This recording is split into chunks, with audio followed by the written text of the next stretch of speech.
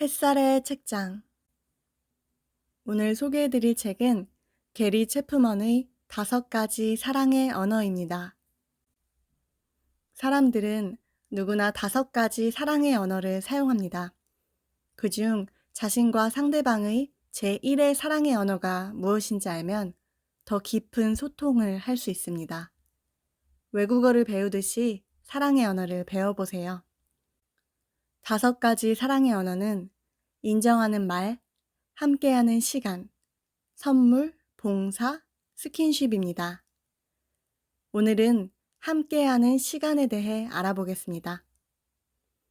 함께하는 시간이란 상대방에게 온전히 관심을 집중시키는 것을 의미합니다. 아버지와 아들이 공놀이를 하고 있을 때 그의 관심은 공에 있는 게 아니라 아들에게 있습니다. 가장 중요한 것은 공이 아니라 둘 사이에 전달되는 감정인 것입니다. 공놀이라는 활동은 함께한다는 느낌을 불러일으키는 도구에 불과합니다. 어떤 커플은 같은 시간, 같은 공간에 있지만 함께하고 있지는 않습니다.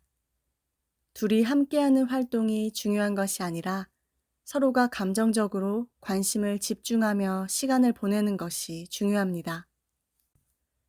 함께하는 시간의 핵심은 완전한 집중이고 함께하는 시간의 변형 중 가장 흔한 것은 진정한 대화입니다.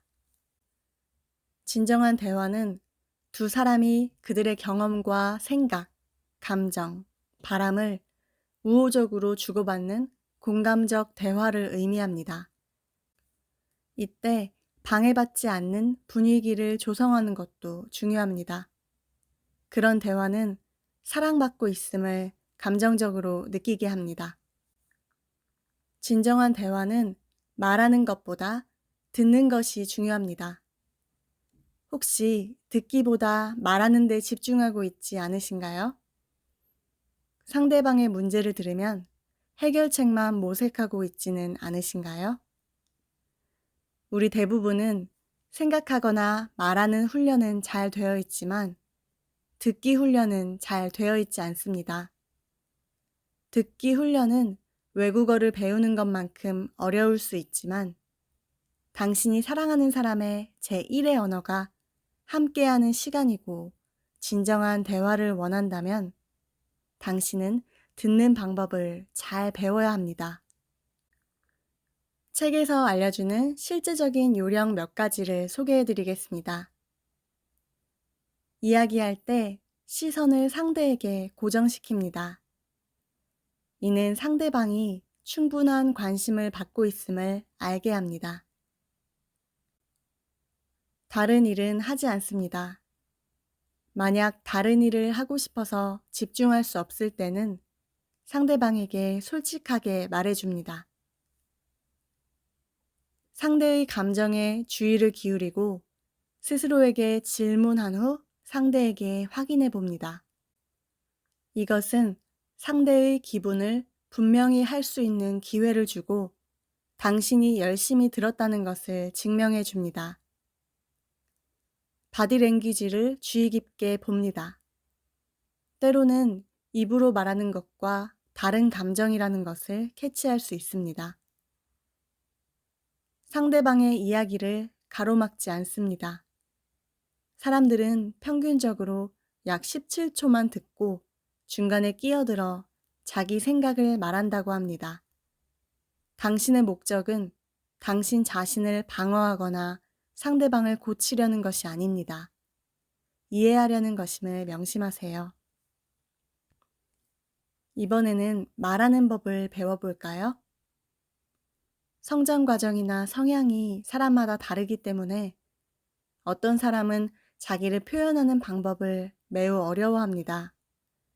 자신의 감정을 표현했을 때 크게 야단맞은 경험이 있는 사람은 자신의 감정을 내면에 쌓아두는 법을 배우게 됩니다. 그렇게 성인이 되면 감정을 감추고 말하지 않는 데 익숙해집니다. 화가 나거나 실망스러울 때도 상대에게 표현하지 않습니다. 그런 사람들에게 진정한 대화는 정말 난이도가 높은 일입니다. 이런 분들이 사랑하는 사람을 위해 노력할 수 있는 방법 중 하나를 소개해 드리겠습니다. 하루 딱 3번 자신이 어떤 감정을 느꼈는지 간단하게 기록해 보세요. 먼저 자신이 겪은 사건을 적고 그 사건을 겪었을 때 느꼈던 감정을 간단하게 적는 것입니다. 그리고 그날 저녁 사랑하는 사람에게 당신이 겪은 사건과 감정을 간략하게 전해주세요.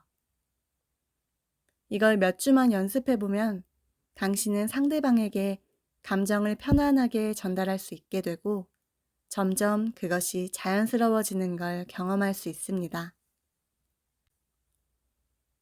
사람은 누구나 감정을 갖고 있지만 그것을 표현하는 방식은 다릅니다.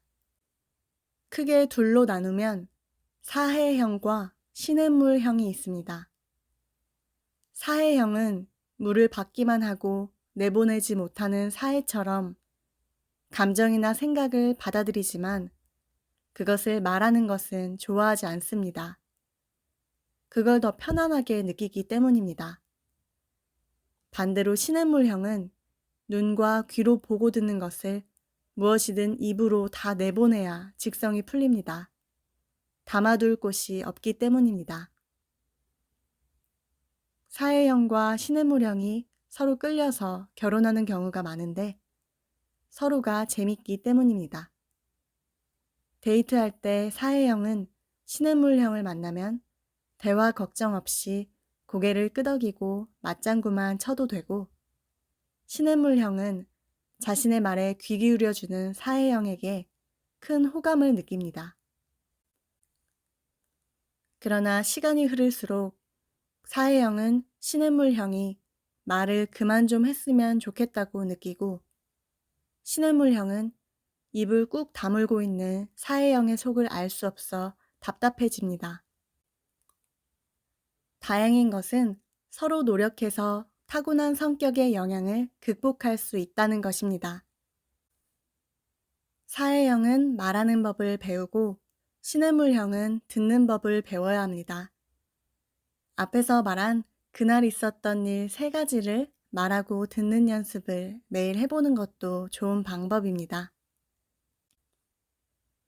마지막으로 함께하는 시간에 빠질 수 없는 것이 함께하는 활동입니다. 둘 중 한 사람 혹은 2사람 모두 관심 있는 것을 함께 해보세요. 중요한 것은 무엇을 하느냐가 아니라 왜 하느냐입니다. 함께함으로써 사랑을 표현하려는 것입니다. 함께하는 활동의 이점 중 하나는 서로에게 같이 회상할 수 있는 추억거리를 많이 만들어준다는 것입니다. 오늘은 5가지 사랑의 언어 중 함께하는 시간에 대해 알아봤는데요. 우리가 아무리 바빠도 건강 유지를 위해 밥 먹을 시간을 내듯이 소중한 관계를 위해 사랑하는 사람과 함께하는 시간을 반드시 보내시길 바랍니다. 다음 시간에는 5가지 사랑의 언어 중 3번째로 선물에 대해 알려드리겠습니다. 편안하고 행복한 한 주 보내시고 다음 시간에 뵙겠습니다. 햇살의 책장 햇살이었습니다.